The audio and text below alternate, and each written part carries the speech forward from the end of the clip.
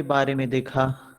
13 number श्लोक में कुटिया के बारे में बताया गया, कुटिया कैसी होनी चाहिए। फिर चौथा नंबर श्लोक में गुरु की महिमा के बारे में बताया गया। गुरु के सानिध्य में रहकर ही हमें सर्व चिंता विवर्जिता, सारे चिंताओं से मुक्त होकर गुरु उपदिष्ट मार्गेण, गुरु के निर्देशन में योग का अभ्यास करना चाहिए। फिर ये सब देखने के बाद बात आई कि बाधाएं कौन कौन सी आती हैं, विघ्न कौन कौन से हैं योगी के लिए, एक सिद्ध के लिए, एक साधक के लिए। तो उसमें 6 बाधाओं का वर्णन पहले किया। हमने देखा अत्याहार प्रयासश्च प्रजल्पो नियमाग्रह जन संगश्च लौल्यम च सद्भिर्योगो विनश्यति। ये जो 11 नंबर श्लोक से लेकर ये 15, 16, 17 तक ये श्लोक याद होने चाहिए। कुटिया के बारे में पूछ लेते हैं इंटरव्यू में कि एक हठ योगी का कैसा स्थान, कैसा होना चाहिए, कुटिया कैसी होनी चाहिए। या जो लोग अभी एमए कर रहे हैं, फर्स्ट ईयर है, सेकेंड ईयर है, उसमें जो इंटरव्यू होता है ना, उसमें भी पूछ लेते हैं कि कोई भी एक हठ प्रदीपिका का कोई एक श्लोक बता दीजिए, कोई भी एक श्लोक बोल दीजिए। तो कम से कम ये कुटिया है, स्थान है, साधक बाधक तत्व हैं, इनके श्लोक बहुत महत्वपूर्ण हैं। अगर आप योग के स्टूडेंट हैं और आपको ये श्लोक नहीं याद है तो ये अच्छी बात नहीं है। श्लोक याद होना चाहिए, नित्य प्रति इनका अभ्यास करना चाहिए हमें, रोज हमको इनको बोलना चाहिए। और जो बताया था कैसे याद करना है, उस तरीके से इनको एक बार 10 मिनट के लिए बैठ के बढ़िया मेहनत कर दिया, मांझ दिया एकदम। उसके बाद दिन भर में 2-4 बार, 10-15 बार ऐसे ही जब भी ध्यान में आया तुरंत बोल लिए। तो यहाँ 11 नंबर श्लोक से लेकर 16-17 नंबर श्लोक तक बिल्कुल बैठा हुआ होना चाहिए अपने मन में। बाधक तत्व तो हमने देखा विस्तार से, कल इस पे चर्चा किया था। उत्साह, अत्याहार, अधिक आहार नहीं होना चाहिए, न भौतिक आहार अति होना चाहिए, न चैतसिक आहार होना चाहिए, युक्त होना चाहिए। प्रयास प्रयास नहीं होना चाहिए, इफर्टलेसनेस होना चाहिए, प्रयत्न शैथिल्यता होनी चाहिए। उसके बाद प्रजल्पो, एक साधक को, योगी को क्या है, वाचाली नहीं होना चाहिए, प्रजल्प नहीं होना चाहिए, बोलने वाला नहीं होना चाहिए। नियमाग्रह, नियमों का आग्रही नहीं होना चाहिए। नियम से तात्पर्य है जो हमने बना लिया है उसके प्रति आसक्त हो गए, उसको तो करना ही करना है, बिना उसको किए कैसे रह सकते हैं, ऐसी भावना नहीं होनी चाहिए। जो लोग ये क्लास आज सुन रहे हैं, कल नहीं सुने हैं, उनको पीछे का क्लास जरूर सुनना चाहिए। वहां पे हमने ढेर सारे विस्तार से चर्चा की थी बाधक तत्वों पर। जनसंग, जनसंग से, पब्लिक संपर्क से दूर रहना चाहिए साधक को। लौल्यम, मन की चंचलता, मन की चंचलता देने वाले कार्य नहीं करने चाहिए, इनसे दूर रहना चाहिए। जिससे मन अशांत हो, जिससे मन विचलित हो, ऐसे क्या है माध्यम से दूर, अपने आप को कहीं ना कहीं ये वैराग्य की बात कर रहे हैं। लौल्यम, ये 6 जो हैं ये योग को क्या करते हैं, विनश्यति, योग मार्ग में प्रगति के लिए बाधक हैं। ठीक है, तो क्लास में 2 मिनट, 9 बजे से हमारी क्लास शुरू होती है, 2 मिनट पहले ज्वाइन करने का प्रयास करें, 1 मिनट पहले ज्वाइन करने का प्रयास करें, या 9 बजे राइट ज्वाइन कर लें, क्योंकि 9 बज के 1 मिनट या 2 मिनट से क्लास शुरू हो जाती है। तो जो एक भूमिका होती है स्टार्टिंग के क्लास की, एक भूमिका होती है, उस भूमिका में हमने जो पहले किया है उसको आज से जोड़ते हैं। पहले हमने जो किया है वो आज जो करेंगे वो एक ब्रिज का काम करता है, शुरुआती 5 मिनट। तो जब ये क्लास सुन लेते हैं, ये 5 मिनट सुनते हैं, तो आज को हम कोरिलेट कर सकते हैं आज हम क्या करने वाले। तो कल हमने देखा कि बाधक तत्व के बारे में बताया, और बाधक ही पहले आते हैं, बाधाएं ही पहले आती हैं, विघ्न ही पहले आते हैं। तो पहले ही बता दिया भाई, ये विघ्न हैं, इनसे बचना है तुम्हें, इनमें उलझोगे, अधिक आहार ग्रहण करोगे, अधिक प्रयास करोगे, अधिक बोलोगे, अधिक नियम का आग्रह नियम बना के रखोगे, अधिक जनसंपर्क करोगे, मन चंचल होगा, कुछ प्राप्त नहीं होने वाला है। शुरू में ही बता दिया। चलिए, अच्छा काम किया कि बता दिया कि एक योगी के, एक साधक के दुश्मन कौन कौन से हैं। तो ये भी बता दीजिए मित्र कौन कौन से हैं, किनके साथ हमको रहना है, किनका अभ्यास हमें करना है, कौन कौन से हैं। तो महर्षि पतंजलि ने भी बताया था ना, कल हमने अभी देखा कि योग की क्या है, चित्त वृत्ति निरोधा, चित्त की वृत्तियों का निरोध योग है। तो कैसे होगा, अभ्यास और वैराग्य से होगा। अभ्यास और वैराग्य, अभ्यास किसका करना है, इन साधक तत्वों का अभ्यास करना है। वैराग्य किनसे करना है, बाधक तत्वों से वैराग्य करना है, अत्याहार से वैराग्य करना है, प्रयास से वैराग्य करना है, प्रजल्प से वैराग्य करना है, नियमाग्रह से वैराग्य करना है, जन संघर्ष से वैराग्य करना है, लौल्य मन की चंचलता से वैराग्य करना है। तो कहीं ना कहीं बात तो सेम ही बोल रहे हैं। अभ्यास और वैराग्य दो पांखें हैं, दो पंख हैं। महर्षि पतंजलि भी बोल रहे हैं, स्वात्मा राम जी बोल रहे हैं, बाधक और साधक तत्व बोल दिया इन।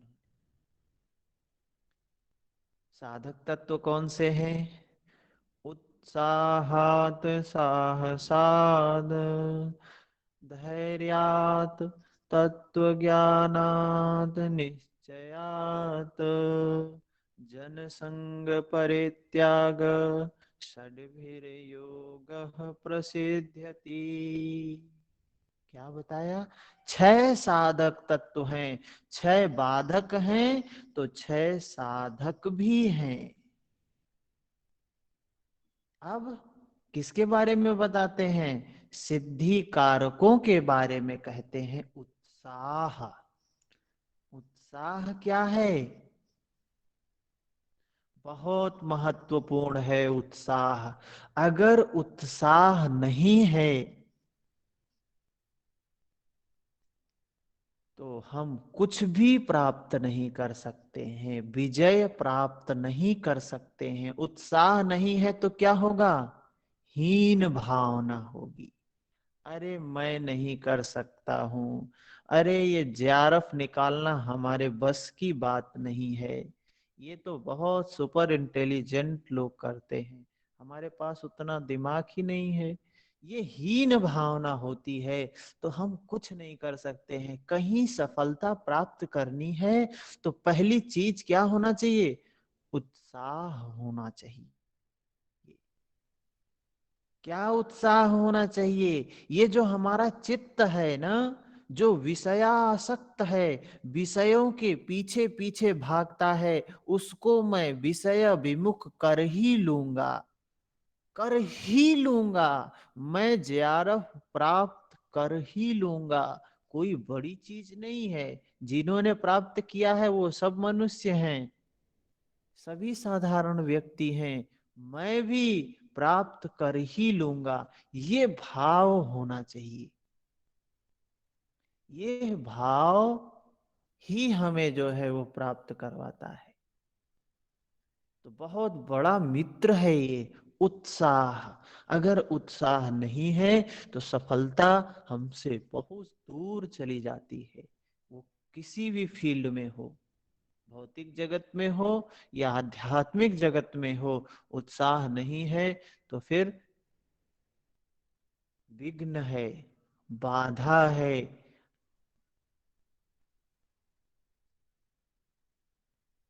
ठीक है। उसके बाद क्या बताया? साहस। साहस क्या है? उत्साह है, खूब उत्साह है कि हम जेआरएफ निकाल लेंगे। अरे बिल्कुल निकाल लेंगे, 100% निकाल लेंगे। और हर समय सोचते हैं ये बात, इतना उत्साह है, हर समय सोचते हैं कि जेआरएफ निकाल लेंगे। लेकिन प्रवृत्त नहीं होते हैं, पढ़ाई शुरू नहीं करते हैं। अरे वो हमारे अंदर उत्साह है ना, जब एग्जाम का फॉर्म आएगा, डेट आ जाएगी एग्जाम का, तो पढ़ना शुरू करेंगे। हमारे अंदर कॉन्फिडेंस है, उत्साह है, कॉन्फिडेंस है, लेकिन वो साहस नहीं है। शुरू नहीं करते हैं, चलना शुरू नहीं किया है। उत्साह होना चाहिए, चलना भी शुरू कर देना चाहिए। अभी अब समस्या एक आती है कि हमारे सामने जो ये सिलेबस है हमारा, योग सूत्र हुआ, भगवत गीता हुई, हठ प्रदीपिका है, घेरण्य संहिता है, बहुत से श्लोक हैं। हम लोग कहते हैं श्लोक याद करना है, बिना इस श्लोक को याद किए जेआरएफ निकालना मुश्किल है। बिना इस श्लोक को याद किए कहीं इंटरव्यू में बैठना, कॉन्फिडेंस नहीं आता है, उत्साह नहीं होता है अंदर में। जब हमें हमें याद होता है तो एक हमारे अंदर में उत्साह होता है, अरे कुछ भी पूछेंगे हम तो बता देंगे, हमको तो पता है। लेकिन उत्साह ही है, सिर्फ उत्साह ही है, साहस नहीं है। साहस का मतलब कि चलना शुरू कर दो। आज एक एक कदम से हजारों कोस की यात्रा, मीलों की यात्रा एक कदम से शुरू होती है। शुरू नहीं कर रहे हैं, शुरू कर देना ही साहस है। उस यात्रा को, जो उत्साह है उसको शुरू कर देना, उसकी प्राप्ति के लिए प्रयत्न शुरू कर देना, चलना शुरू कर देना, क्या है? साहस है।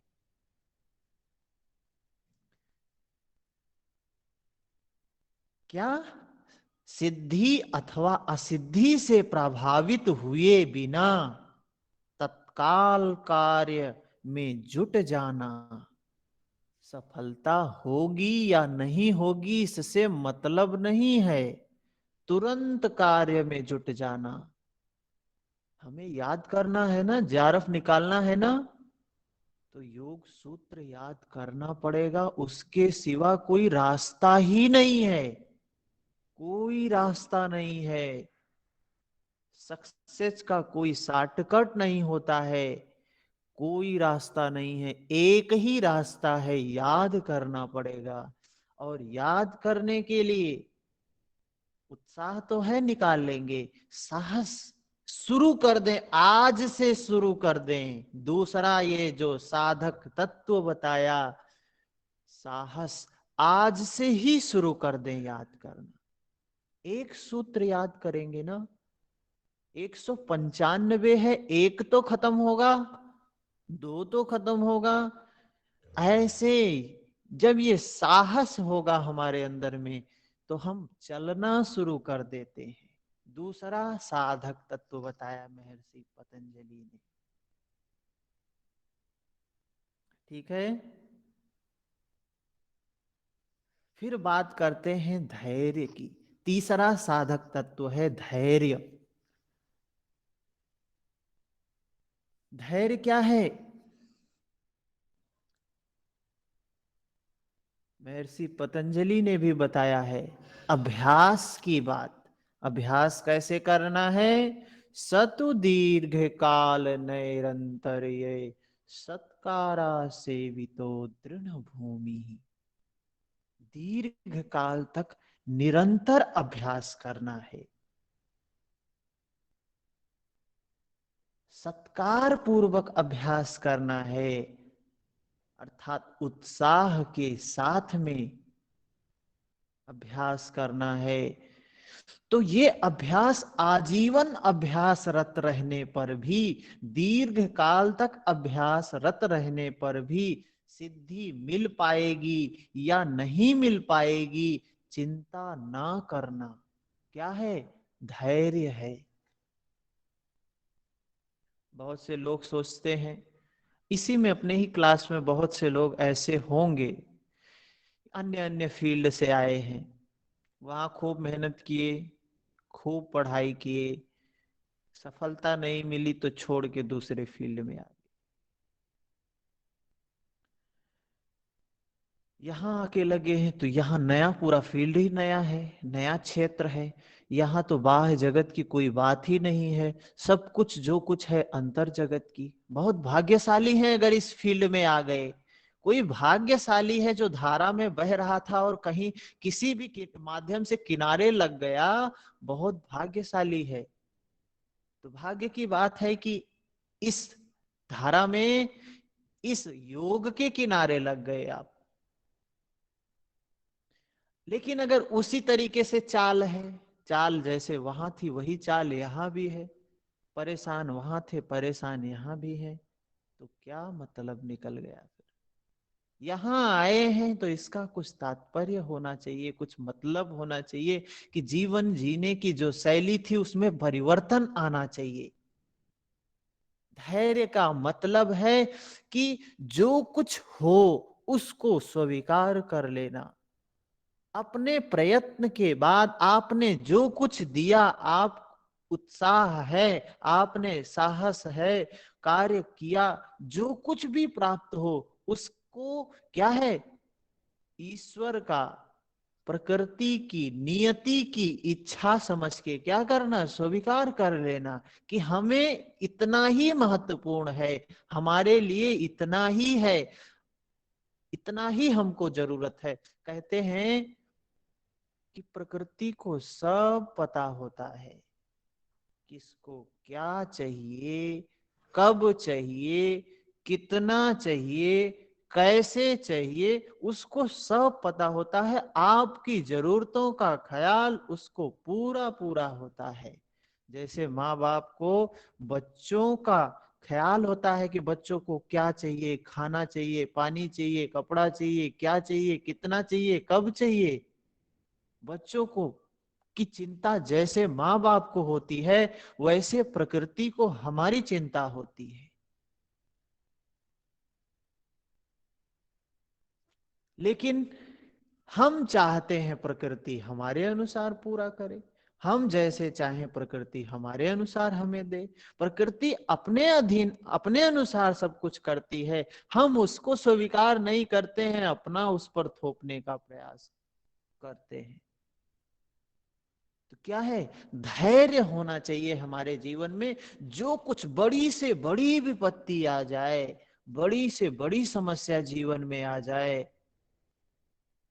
बस क्या करना है, बैठना चाहिए, आंख बंद करना चाहिए और शांति से थोड़े देर तक चित्त को शांत करने के बाद स्वीकार करना चाहिए, जो कुछ भी है, जो भी स्थिति है, जो भी परिस्थिति है, जो भी परिणाम है, उसको मैं स्वीकार करता हूं और अंतःकरण से स्वीकार करता हूं। उसके खिलाफ चूं चां मैं बिल्कुल नहीं करूंगा, उससे निकलने का भी प्रयास नहीं करूंगा। तो देखेंगे कि आप डूबेंगे नहीं। पानी में व्यक्ति डूबने लगता है, जितना प्रयास करता है बचने का उतना ही डूबता चला जाता है।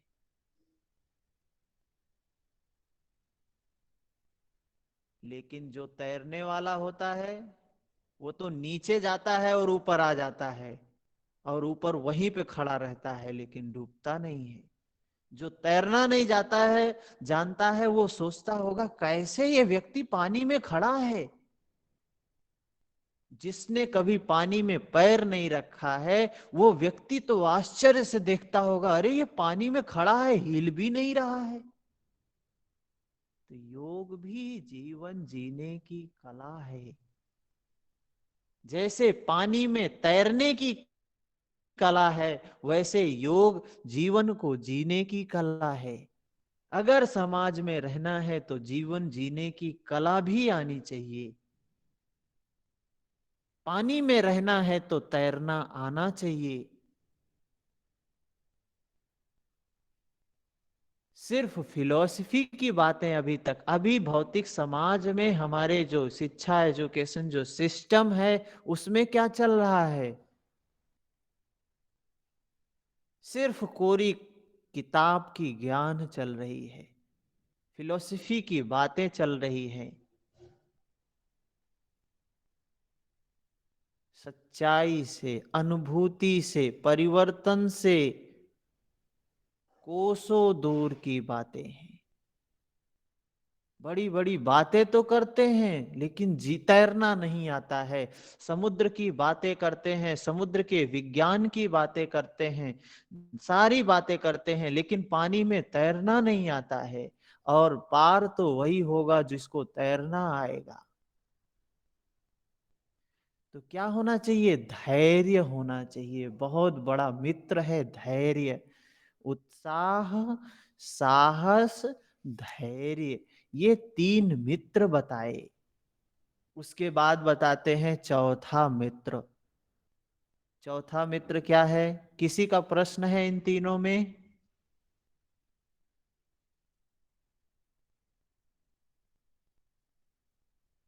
इन तीनों में किसी का प्रश्न?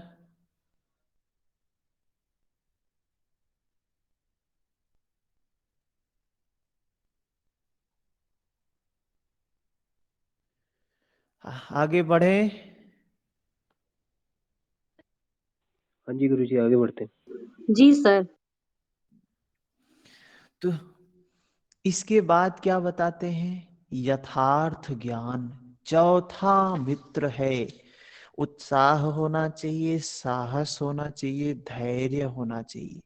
चौथा बताया यथार्थ ज्ञान, तत्व ज्ञान।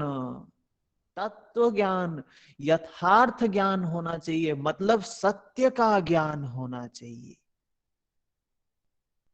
यथार्थ ज्ञान मतलब सत्य का ज्ञान होना चाहिए, तत्व का ज्ञान होना चाहिए। ये तत्व ज्ञान क्या है? कौन सी चीज है तत्व ज्ञान? जो सत्य है, जो ये मृग तृष्णा के जल के समान। क्या है? ये विषय जो है ना, ये मृग तृष्णा के जल के समान असत्य हैं, और ब्रह्म ही एकमात्र सत्य है। ऐसा वास्तविक ज्ञान तत्व ज्ञान कहलाता है।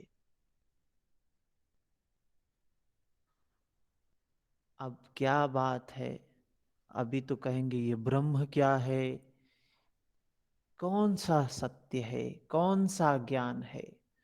तो ज्ञान की बात कहें, तत्व ज्ञान की बात कहें, यथार्थ सत्य की बात कहें, मतलब स्वीकार। जो भी स्थिति है उसको वैसे स्वीकार कर लेना, उसको वैसे जान लेना। अरे दुख की स्थिति में होते हैं हम, तो दुख को स्वीकार ही नहीं करते हैं। उस समय यथार्थ ज्ञान क्या है? सच्चाई है कि दुख है जीवन में, तो है तो उसको स्वीकार कर लो ना। उससे लड़ क्यों रहे हो? उससे निकलने का प्रयास क्यों कर रहे हो? उसको स्वीकार कर लो, जैसा है वैसे स्वीकार कर लो। ये यथार्थ ज्ञान है, सत्य ज्ञान है। जैसा है वैसे जान लो। लेकिन होता क्या है, हम मानने को ही तैयार नहीं होते हैं। जानने की तो कोसों की दूर की बात है। हम मानने को ही तैयार नहीं होते, हम लड़ते रहते, नहीं ये गलत हो रहा है हमारे साथ, नहीं होना चाहिए ऐसा, हम इसको नहीं सहेंगे, इसको ऐसा नहीं करेंगे, ऐसा नहीं होने देंगे। तो यथार्थ ज्ञान क्या है? जो सत्य है, जो जैसा है उसको वैसे जान लो और उसको स्वीकार कर लो। यह यथार्थ ज्ञान है। यही सत्य ही ईश्वर है ना, सत्य ही ब्रह्म है ना, ब्रह्म ही सत्य है तो सत्य ही ईश्वर है। अभी इस समय की सच्चाई ये है, मैं दुख में हूं, स्वीकार कर लो। ईश्वर को स्वीकार कर लिया आपने, सत्य को स्वीकार किया, मतलब आपने ईश्वर को स्वीकार कर लिया, उस ब्रह्म को स्वीकार कर लिया। गांधी जी कहते थे, ईश्वर है ये मैं नहीं जानता, ये सत्य है या नहीं पता नहीं, लेकिन सत्य जरूर ईश्वर है। अभी इस क्षण की सच्चाई क्या है? मैं दुख में हूं, दुख का अनुभव कर रहा हूं। ये इस समय की सच्चाई है, उसको स्वीकार कर लो। ये है यथार्थ ज्ञान, ये है तत्व ज्ञान।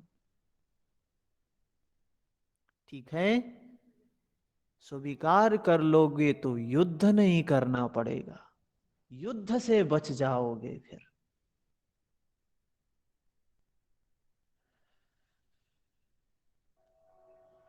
बात समझ में आई? और स्वीकार नहीं करेंगे तो यथार्थ अंतर्द्वंद चलता रहेगा। द्वंद्व चलता रहेगा, द्वंद्व में युद्ध होगा, आसक्ति आएगी। क्या है ये द्वंद्व? क्या है? द्वैत, द्वैत का आचरण। ये द्रोणाचार्य जो महाभारत में द्रोणाचार्य गुरु हैं, द्वंद्व हैं, द्वैत के आचरण ही द्रोणाचार्य हैं। जो इनको कहता है, अर्जुन कहता है गुरु हैं, ये द्वंद्व रहेगा तो ये गुरु बना बैठा रहेगा, और उसका पुत्र अश्वस्थामा रूपी आसक्ति पैदा होगी, आसक्ति पैदा होगी। जब तक आसक्ति नहीं मरती है तब तक द्वंद्व नहीं मरता है। तो ये क्या है? इसलिए कह रहे हैं यथार्थ ज्ञान होना चाहिए, तत्व ज्ञान होना चाहिए, जो है उसको स्वीकार कर लो।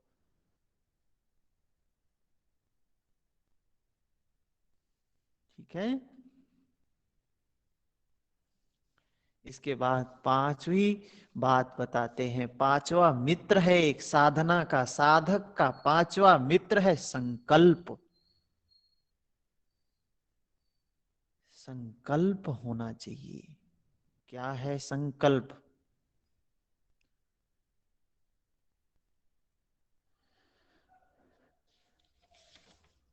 साहस धैर्य तत्व ज्ञानात निश्चयात, निश्चय होना चाहिए। निश्चय क्या होता है? दृढ़ संकल्प होना चाहिए, सम्यक संकल्प होना चाहिए, सम्यक विकल्प, संकल्प विकल्प। मतलब कि क्या है? श्रद्धा की बात है। और जो कुछ भी हो सम्यक हो, सही हो, अनुभूति पर आधारित हो, संकल्प जो हो, अनुभव की बात है, अनुभूति की बात है, अनुभूति के स्तर पर होना चाहिए, सम्यक होना चाहिए। भगवान बुद्ध ने भी कहा सम्यक संकल्प होना चाहिए। महावीर ने भी, भगवान महावीर ने भी कहा सम्यक संकल्प।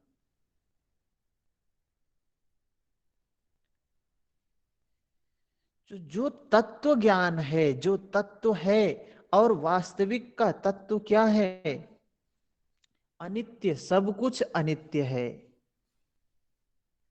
जो कुछ है, उत्पन्न होना, नष्ट होना, उत्पन्न होना, नष्ट होना, चीजें क्या हो रही? उत्पन्न हो रही है, नष्ट हो रही हैं। इस मृत्यु लोक में सब कुछ क्या है? अनित्य है, अनित्य है। यहाँ क्या कह रहे हैं? संकल्प होना चाहिए, निश्चय होना चाहिए। दृढ़ निश्चय होना चाहिए लक्ष्य के प्रति अपने। जो हमारा लक्ष्य है, एक साधक का लक्ष्य क्या है? एक योग के साधक का लक्ष्य है चित्त को, विकारों से मुक्त करना। ये संकल्प होना चाहिए, ये निश्चय होना चाहिए और दृढ़ निश्चय होना चाहिए। बिना दृढ़ निश्चय के कुछ प्राप्त नहीं होता है। ये भी महत्वपूर्ण चीज है। ठीक है। उसके बाद बताया लोक संघ। लोक संघ, लोक संघ का मतलब जन संग परित्याग। जन संघ का परित्याग। तो देखें, जन संघ इतना महत्वपूर्ण तथ्य है कि बाधक में भी बताया दुश्मन है, साधक में भी बता रहे हैं इसका परित्याग करो। 2 बार बोल दिया है स्वात्मा राम जी। आज तो जितने भी योगी हैं सबका पूरा का पूरा ध्यान जनसंग पर ही होता है। कितना जनसंग हो सके, कितना जनसंपर्क हो सके। तो ये योग क्या है? जन संग से दूर रहना। 2 बार बोला है, साधक में भी बोला है, बाधक में भी बोला है। कितने महत्वपूर्ण की बात है। ठीक है। तो ये 6 मित्रों का साथ रखेंगे तो सिद्धि शीघ्र प्राप्त होगी। ये योग के आधारभूत बातों में यह बातें बताई। साधक में क्या है? उत्साहाद साहसाद धैर्यात् तत्व ज्ञानाद निश्चयात जन संग परित्याग षड्भिर्योग प्रसिद्ध्यति। यह श्लोक याद होना चाहिए और बाधक तत्व का भी श्लोक याद होना चाहिए। अत्याहार प्रयासश्च प्रजल्पो नियमाग्रह जन संगश्च लौल्यम च षड्भिर्योगो विनश्यति। बहुत महत्वपूर्ण श्लोक है ये। ठीक है। अभी इसमें कोई प्रश्न है तो बताएं।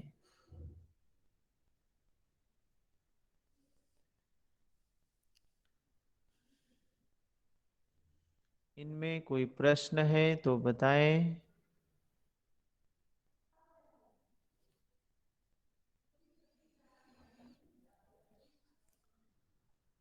अभी हमने योग सूत्र में संयोग, देखिए हम लोगों ने योग सूत्र में भी यहां तक किया है। योग सूत्र में भी हमने देखा कि योग क्या है? चित्त वृत्ति का निरोध है। चित्त क्या है? वृत्ति क्या है? निरोध क्या है? इसका उपाय बताया उन्होंने, अभ्यास और वैराग्य। अभ्यास को देख लिया, वैराग्य को देख लिया, यहाँ भी साधक को देख लिया, बाधक को देख लिया। अब योग की बात करने वाले हैं, कैसे ये सब होगा, क्या क्या करना है। तो इसमें बात बताते हैं स्वात्मा राम जी। योग के 4 अंगों का वर्णन करते हैं। 4 अंग स्वात्मा राम जी ने बताया और महर्षि पतंजलि भी योग की ही बात करते हैं। कुछ अंतर जगत की बात करते हैं, वो तो शाम को देखेंगे। तो इन्होंने 4 अंग में सबसे पहला अंग बताया है आसन। महर्षि ये स्वात्मा राम जी ने क्या बताया? आसन बताया है। 17 नंबर श्लोक सबके सामने होगा। 17 नंबर श्लोक दिखाई दे रहा है सभी को। क्या बताया? हठस्य मतलब हठ योग का। प्रथमांग त्वादासनम पूर्वमुच्यते। क्या है? आसन। चूंकि हठ योग का पहला अंग है आसन। पूर्व मुच्यते अर्थात अतः सर्वप्रथम उसका वर्णन करता हूं, उसका निरूपण करता हूं, उसके बारे में बता रहा हूं। क्या है? आसनम कुर्यात, कुर्याद आसनम स्थैर्यम आरोग्यम च लांघवम। ये श्लोक बहुत महत्वपूर्ण है। हठ योग का पहला अंग आसन है, और आसन से क्या प्राप्त होता है? स्थिरता प्राप्त होती है, आरोग्यता प्राप्त होती है, चालांघवम शरीर में हल्कापन प्राप्त होता है। बहुत महत्वपूर्ण बात बताया महर्षि स्वात्माराम जी ने कि आसन से 3 लाभ हैं, ये पता होना चाहिए। आता है प्रश्न, इंटरव्यू में भी पूछा जाता है आसन के लाभ बताइए, तो क्या है? स्थैर्यम आरोग्यम चलांघवम। इतना ही जवाब, सटीक जवाब है, स्पष्ट जवाब है। स्थैर्यम स्थिरता, आरोग्यम आरोग्य, लांघवम हल्कापन, ये हठ योग से, आसन से प्राप्त होता है। कौन कौन से अंग हैं हठ योग में? स्वात्माराम जी के योग में सबसे पहले आसन बताया, फिर कुंभक बताया। कुंभक यहाँ पर प्राणायाम को कुंभक शब्द बोला गया है। उसके बाद मुद्रा का वर्णन किया गया है, फिर नादानुसंधान के बारे में बताया गया है। ये 4 अंग हैं हठ प्रदीपिका के। प्रत्याहार से लेकर समाधि तक के अंग नादानुसंधान के अंतर्गत समझे जाते हैं। अष्टांग योग में जो यम नियम आसन प्राणायाम प्रत्याहार धारणा ध्यान समाधि, ये 8 अंग आया है। यहाँ पर प्रत्याहार अलग से कुछ नहीं बताया है, धारणा ध्यान समाधि ऐसा कुछ नहीं बोला है। ये सब किसके अंतर्गत आ जाते हैं? नादानुसंधान के अंतर्गत आ जाते हैं। इसमें आसन के प्रथम अंग होने के कारण सर्वप्रथम आसन का वर्णन कर रहे हैं। ठीक है, अब आसन क्या है? आसन मन की जो चंचलता है, रजो धर्म नाशक होने के कारण स्थिरता प्राप्त करता है। यह आसन से रजोगुण का नाश होता है। क्या होता है? स्थिरता प्राप्त होती है। और ये रजोगुण क्या करता है? चंचलता को बढ़ाता है, चंचल बनाता है। और आसन क्या है? रजोगुण को समाप्त करता है, स्थिरता प्राप्त करवाता है। आसन के द्वारा रजस का नाश होता है। रजस का गुण है क्रियाशील। आरोग्य अर्थात चित्त विक्षेप रूप रोग का अभाव करता है। चित्त में जो विक्षेप उत्पन्न होते हैं, चित्त में जो वृत्तियां उत्पन्न होती हैं, जो विक्षेप में बताया ना, महर्षि पतंजलि ने भी कहा है व्याधि स्त्यान संशय प्रमाद आलस्य, ये सब जो चित्त में उत्पन्न होते हैं, ये भी इसके भी आरोग्यम आरोग्यता प्राप्त होता है। रोग का चित्त विक्षेपक, तो ये क्या है? समाप्त होता है, जो महर्षि पतंजलि ने 9 संख्या बताई है। और क्या होता है? शारीरिक अंगों में हल्कापन आता है। चलांघवम हल्कापन आता है। हल्कापन आता है मतलब भारीपन लाने का काम तमोगुण का है।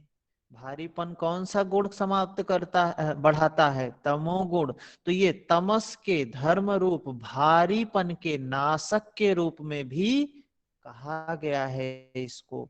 आसन रजोगुण को भी नाश करता है, तमोगुण को भी नाश करता है। रजोगुण को कैसे नाश करता है? स्थिरता प्राप्त करके। रजोगुण चंचलता प्राप्त करता देता है, तो यह स्थिरता देने वाला है आसन। और तमोगुण भारीपन लाता है और आसन हल्कापन लाता है, इसलिए तमोगुण को भी नाशक है। ठीक है। आसन से भूख आदि में वृद्धि की भी बात कही गई है। ठीक है। इतना महत्वपूर्ण श्लोक है ये, 17 नंबर श्लोक। यहां तक हमें श्लोक याद होने चाहिए। उसके बाद 18 नंबर श्लोक में कहते हैं स्वात्माराम जी,